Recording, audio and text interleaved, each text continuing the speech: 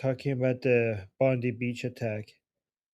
I have some thoughts about it. I mean, I saw that I was trying to understand how the police operated it from witnesses that I saw online and from the footage and everything.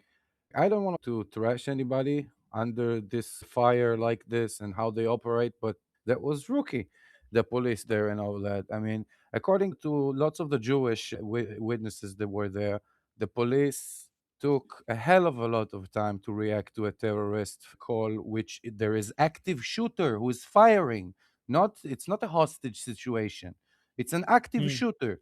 Those things needs to be bam, lots of time, more than than 30 minutes for sure. Hmm. It's a long time. I mean, this guy got to the point where he's so close to the shooter that he can try to take him on, and not the policeman. And there is not blockage of the area already. There's not blockage of the area. There is a bystanders that can approach to the guy for the good, for the better or for worse. It's not a good treatment of the situation. You need to take under consideration that one of them might have a hand grenade or some sort of a detonator or something like that. You cannot jump on them. You tactical fallacy written by blood in Israel. You don't tackle them to the ground. There was a SWAT operator named Charlie Shlush in the 80s. He was trying to do it, and he was in the Yamam. He was highly trained, right? He was trying to tackle down a terrorist. The terrorist in the last second spinned at him with the knife, took his life on the spot. So we know these things already. The Australians are new to it. Unfortunate, very unfortunate that it's happening to these people right now in Australia. But the police over there, they didn't work accordingly to any book, to any strict code that I know from the Israeli manual. They didn't isolated it. They didn't operate it fast enough. They didn't treated them like they could carry any kind of explosives, and it could have ended up much worse, much worse. Do you what exactly happened? What did exactly the police did? Because which tackling are you talking about? Are you talking about the tackling of that Muslim guy, or This did the Muhammad police? guy, he shouldn't have been there Mhm. in the first place. But he's not the police. He doesn't like hasn't been trained or anything. He was just trying to The do what he police knew. reaction was terrible, was Oh, too slow. He oh. shouldn't have been there. They should have Mhm. isolated the perimeter, guns drawn, ready to shoot at anything that is hurting people. Very, very quickly, you need to disarm this. How usually does it take when for police to show up to an attack like this?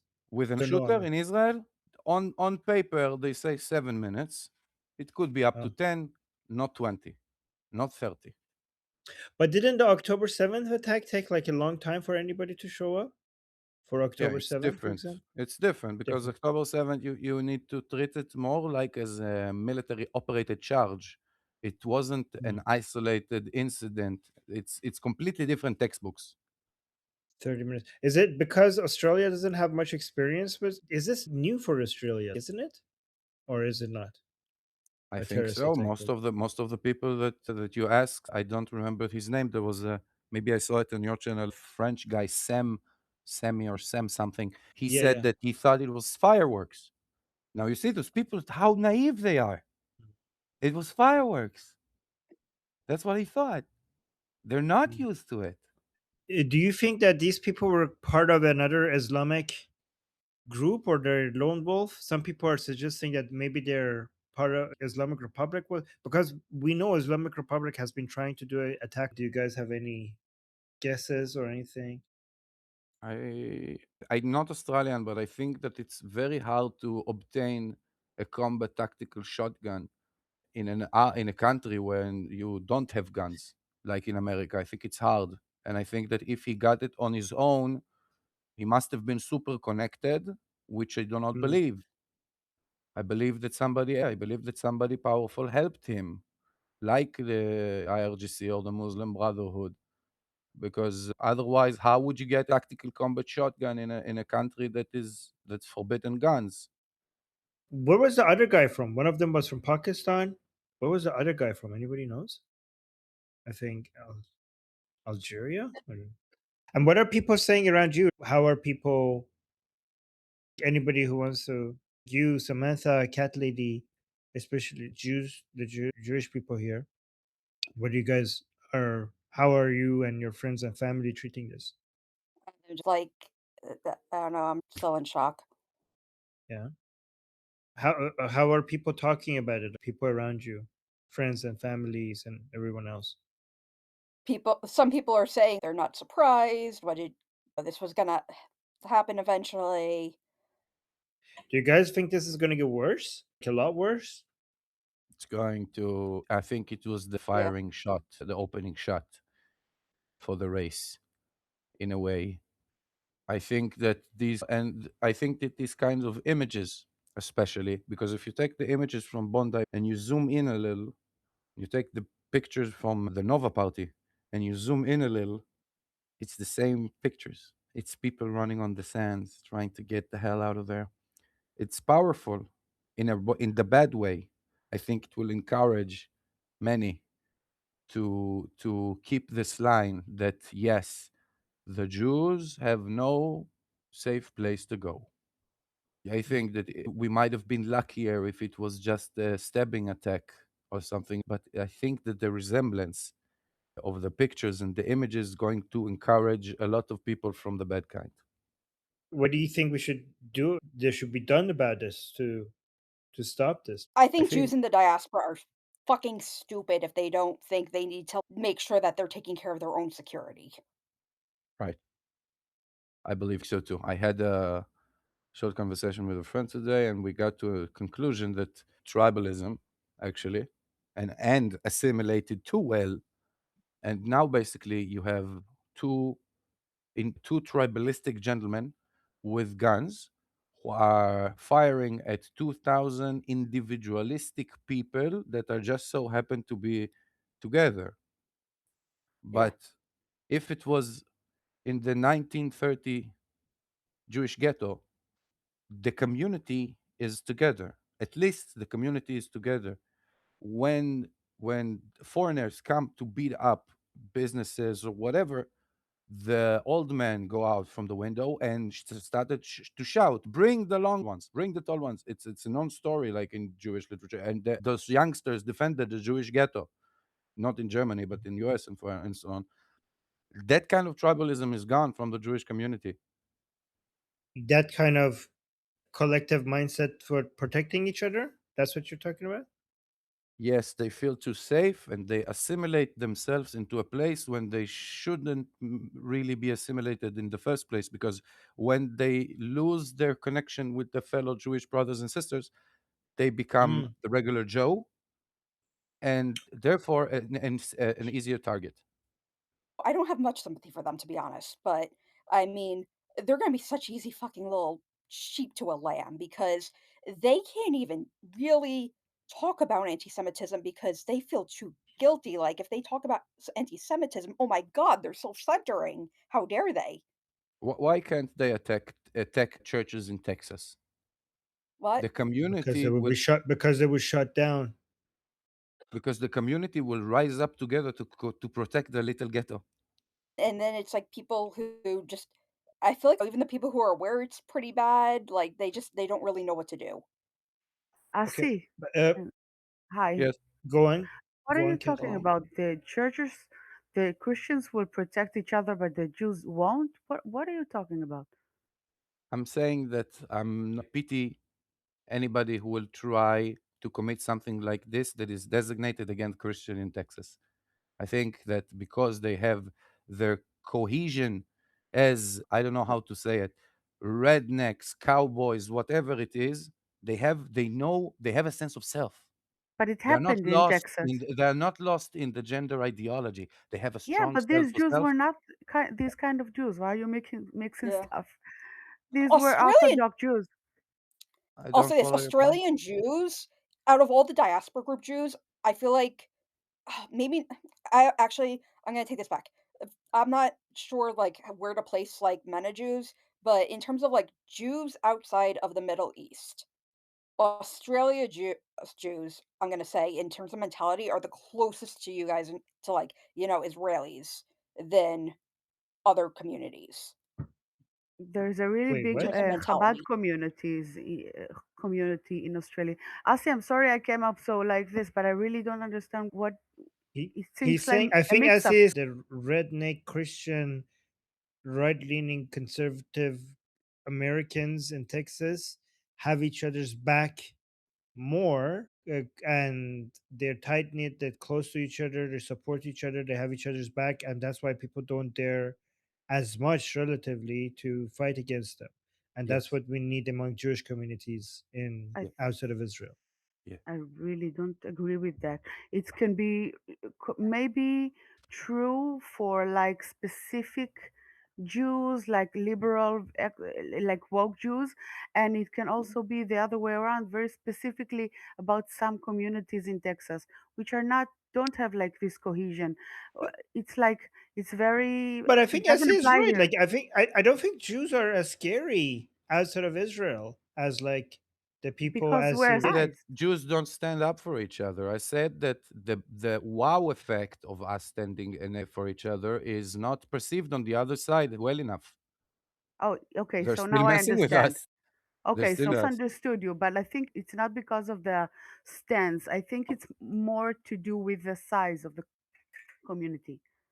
Also, it contributes a whole lot for sure. Didn't we have Jewish mobs at some point, Yeah. mafia groups or something at the Yeah, beginning in history? And those were Mhm. feared at some point. Those don't exist anymore. but they Okay, so the don't. majority of Maybe Australian we need to Jews bring that we need to bring that back. Maybe the majority of Australian Jews are descendants of Holocaust survivors. So, like I Correct. said, in terms of outside of the Middle East, in terms of mentality, in terms of awareness of antisemitism, and understanding that there's people in the world who want to kill you who you can't convince not to kill you, and just being pro Zionist, Australian Jews are in that way of thinking outside of. Yeah, it's just that uh, you think that I'm referring to when I'm saying what I'm saying. You think I'm referring to any kind of ideology, left leaning or right leaning, and it's not there. I'm not talking politics. I'm talking Mhm. pure old fashioned tribalism. I got your back, you got my back. We live together in the same neighborhood. We start the community watch. Nobody's messing with us. I think Solo Flair wants to talk. And I think you Australian think it Jews doesn't might exist? I think I might be be there. wrong. Yes? Oh, sorry, Yeah, yeah. Samantha. You go first. I think Australian Jews, though, do have that mentality of we need to look out for each other. The problem with them is because Australia is such an unviolent place, they're aware, hey, there's danger, we need to look out for each other, but they're not in denial about the way that American Jews are in denial. But because there's just no violence in Australia, they don't even know where to begin or where to look. They have no concept of, hey, this is a warning sign that something bad's happening, or this is how you tackle someone, or they don't know what this is when you run versus when you hide in a terrorist attack. They just have no understanding of any of this.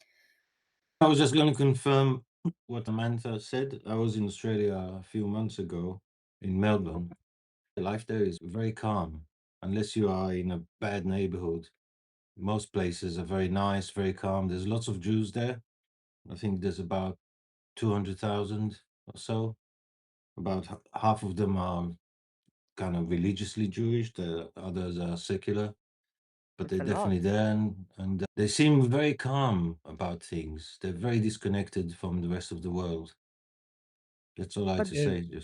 don't you like the statements like the Albanese says, Australia anti-Semitism has no place in our country.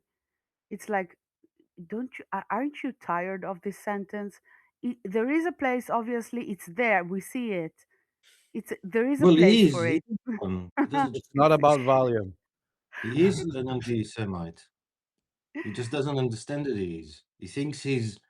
worst ones are the ones who say we have to finish once and for all anti-Semitism. It means that they have no clue what it is. Finish, yeah, once and for all, something so ancient. Be connected with each other instead of basically assimilating with the rest of society. Wouldn't that cause distrust from the not like? Wouldn't that like people like Nick Fuentes type pick that wording and go like, look, like, oh, they want other they keep complaining about other migrants not assimilating, but they themselves don't want to assimilate. They themselves want to have a nation within a nation separate from the rest of the nation. So how do you deal with that accusation? I'll tell you how. Mm. I never said that Jewish neighborhoods should be no go zones for locals.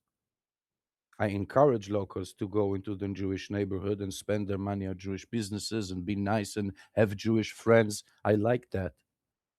But it's not a problem. I want Jewish people to have not Jewish employees in their businesses. Why not? It's not part of the assimilation that I'm talking about. But Jews need to go back to be proud Jews with a sense of self and a sense of community that is a bit. I'm not saying that they do not have it now, but it's a bit more warm and sticky. I'm not Mm. saying that they should be anti the country that they're in. I think that they should be patriotic wherever they are. If you chose that country, you will be patriotic in your country. I'm an atheist, okay, and the one thing that manages to undermine this in a way it doesn't really, but it's becoming very close, is to see how other people view Jews, the anti-Semitism and all that. The so-called Gentiles are convinced of our religion more than we are, more than I am actually.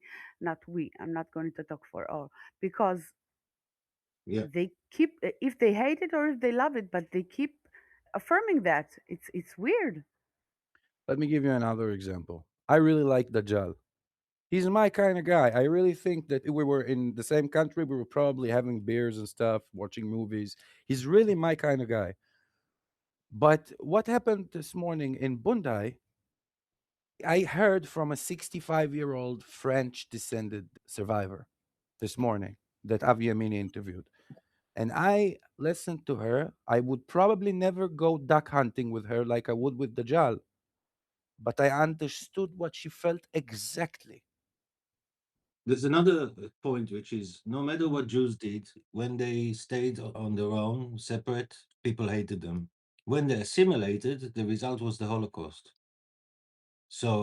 Yeah. Existing. That's the problem. It's not because if you assimilate or if you don't assimilate, as long as you are aware and when you are a Jew, it's a problem. It interferes with the sight.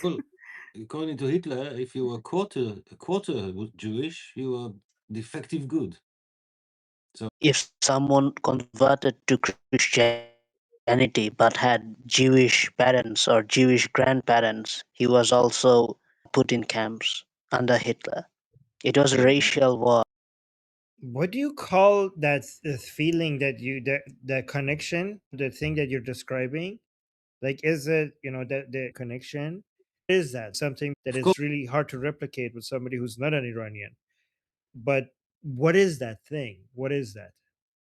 It is,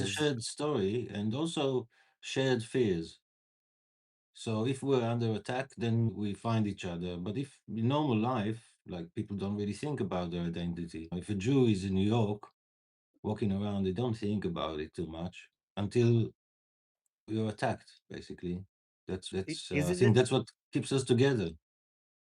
is it a national bond? Is that what we can call it? Like a national bond?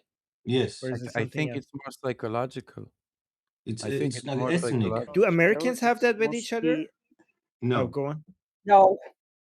No. shared suffering creates a bond. It Exactly. happens to minorities. But we Exactly. Iranians are not minorities in Iran, and we feel I think it's more shared suffering. Jews throughout the world are minorities in many, many countries. So they are aware of the suffering that they suffer in day-to-day life. That creates a bond, I guess. Now, I am not a Jew, but I am a minority in a country which is very hostile. So It's the ancient stories that whether you believe them or not, you hear them, and one day it comes back, and then it all brought to life. That's the main thing, I think. It's cultural, it's like, it's very ancient. That's the point. So you think Americans don't have yes, that? Americans, Not for really. They example. used to when the founders had it because they were running away from persecution. They understood it, but no, they live a America comfortable is a life. mixed They're country. arguing about what a woman is. Like, I mean, how spoiled can you be? But so an American doesn't feel a tie to another American because they're American in the same way Not in the same. two Jews. I'm sure they've got affinity, especially if they're from the same area and they kind of relate. I'm sure they've got some affinity, but it's not the same because the Americans are not used to being chased around and being massacred. And in a way, So I think, Armin, the way you said it about Iranians, it makes sense because you also have very ancient history and story. So it makes sense. yes, Yeah, but and not the history of persecution. But if you were The a minority, Jews, if the you hardly Jews did, have the then highest history of persecution. yes. Have the but highest But what? history of Persians didn't persecution. spend a lot of time in exile. You don't really have an history in exile so much. But if you had it Well, we for feel in 300 exile. years, We feel like we're in exile in our own country. yes, Exactly. and you are persecuted in your own country. That's Bingo on the head. but you're not a minority. It's different when you're a minority as well. It compounds it. Is it? So I think you can boil it down to me and what it feels like to be a practice target, and we don't like it. So let's run toward the shooter. I don't have kids, okay? But I was pregnant for a couple of weeks years ago. So I never wanted kids, but the moment I found out I was pregnant, I had this very, very strong feeling of nothing is important now, only this life. Even my suffering is no longer as important. It was not rational, it was biological. I knew right now the most important thing is this. And in a way, it's this feeling is something that thousands of years ago people felt. It's a deep connection in the root of our humanity. So it's a connection to something ancient, and it's similar in a way. Why is it that if it's ancient, we feel so if we have ancient roots, shared ancient roots, we feel so connected? And also, I is don't it think it's always the case? so much that. Go on, go on. So You I think, know, like for example, yeah, you're right. Because for example, Ukrainians feel a very strong bond with each other, and I think the shared suffering has done that to them. And even though they don't really have as deep of I can say a ancient lot of hold stuff. one ancient just one second, go on. Solar flare. well, everyone knows that Ukraine is a Jewish conspiracy. Oh yeah, okay, that makes a lot of Yeah, sense. Yeah, the thing that I wanted to say is that a lot of people suffering, they create a bond. For example, me, I have never met a Jew, but as I was a minority in my country and I was bullied, I was attacked, I have suffered from the same realities that you guys have suffered. And that's how I have this strong bond with you guys.